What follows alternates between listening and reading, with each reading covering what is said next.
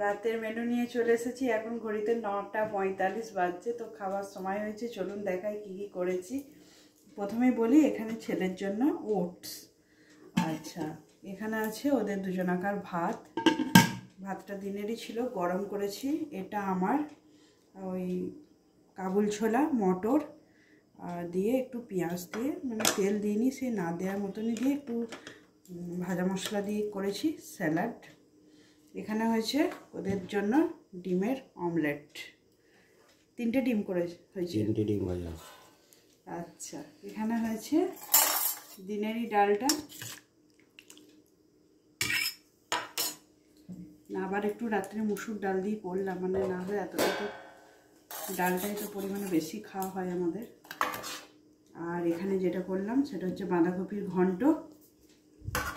দিনের 1 পিস বেগুন ভাজা বেঁচে গেছে। আর এটা হলো আমার মাছ সেদ্ধ। মানে ভাত ওটস কিছুই খাবো না, একটু স্যালাড আর এই চানা মশলা আর ওই মাছ সেদ্ধ। এই হলো মানে মোটামুটি আমাদের আজকে রাতের মেনু। এখন এই পর্যন্তই, খাওয়া দাওয়া করি, টাটা।